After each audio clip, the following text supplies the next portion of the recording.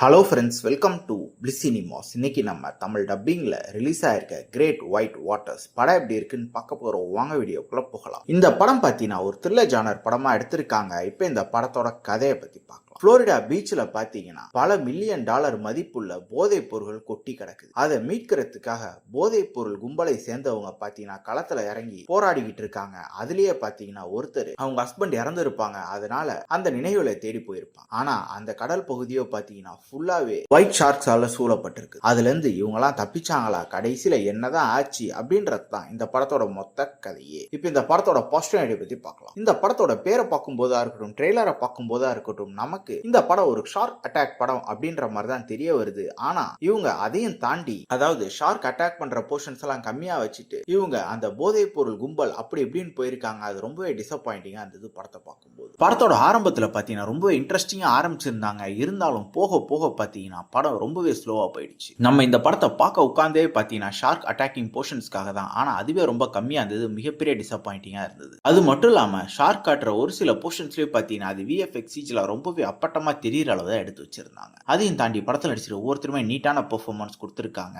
Technically பாத்தீங்கன்னா படம் ஓரளவு தான் ஓகேவா இருந்தது. சினிமோகிராஃபிலாம் பரவாயில்லாம இருந்தாலும் மற்ற ஆஸ்பெக்ட்ஸ் எல்லாமே பிலோ ஆவரேஜ் தான் இருக்கு. ஸ்கிரீன் பிளேஸ் அது இன்ட்ரெஸ்டிங்கான எலிமெண்ட்ஸ்லாம் ஆட் பண்ணி எடுத்திருக்காங்கன்னா பாத்தீங்கன்னா ரொம்ப டெம்ப்ளேட்டான ஒரு படத்தை தான் இவங்க பிரசன்ட் பண்ணியிருக்காங்க. பல சீன்ஸ் நமக்கு ப்ரெடிக்டபிளாகவும் லேகிங்காகவும் இருக்க தான் செய்யுது. மொத்தத்தில் என்கிட்ட கேட்டீங்கன்னா இது ஒரு பிலோ ஆவரேஜான படம் தான். வேணும்னா ட்ரை பண்ணி பாருங்க. இந்த படத்துக்கு நம்மளோட ரேட்டிங் கேட்டீங்கன்னா 10க்கு 4 மார்க் கொடுக்கலாம். படத்தில் அடல் கண்டென்ட்லாம் இல்லை, ஸோ ஃபேமிலியோட ட்ரை பண்ணலாம். இன்னொரு வீடியோவில் சந்திக்கலாம். தேங்க்யூ.